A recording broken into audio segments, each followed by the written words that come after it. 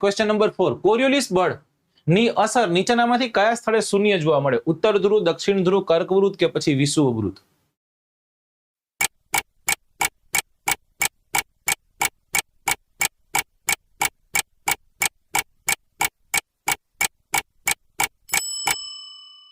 હું તમને એક વાત સમજાવીશ. આ પૃથ્વી છે, પૃથ્વી. આ શું છે? પૃથ્વી છે. અને આપ જાણો છો પૃથ્વી કેમ ફરે છે? આ ધ્રુવ છે. તો પૃથ્વી કેમ ફરે છે? પૃથ્વી ફરે છે પશ્ચિમથી પૂર્વ તરફ. પૃથ્વી કેમ ફરે છે? પશ્ચિમથી પૂર્વ તરફ પૃથ્વી આપણને ફરતી જોવા મળે. પૃથ્વી પશ્ચિમથી પૂર્વ તરફ ફરે છે તો એક બળ છે ને એ પૂર્વથી પશ્ચિમ તરફ લાગે છે. એક બળ પૂર્વથી પશ્ચિમ તરફ લાગે છે.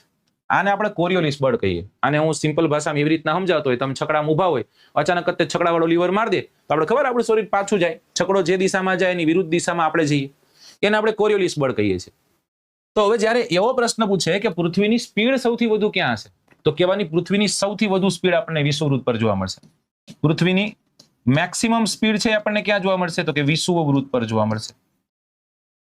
કયા વૃત્ત પર જોવા મળશે? વિષુવવૃત્ત પર. અને આપ જાણો છો કેટલી સ્પીડે? તો કે 1670 કિલોમીટર પર આર ની સ્પીડે પૃથ્વી છે, પૃથ્વી ટ્રાવેલ કરે, ફરતી હોય. જેમ જેમ ઉપર જાઓ એમ એમ સ્પીડ શું થતી જાય છે? એમ એમ સ્પીડ ઓછી થતી જાય છે. મતલબ ધ્રુવ તરફ જતા સ્પીડ કેવી થતી જાય? ઓછી થતી જાય. એકદમ આનું ઊંધું કોરિયોલિસ બળમાં હોય. સમજાણું?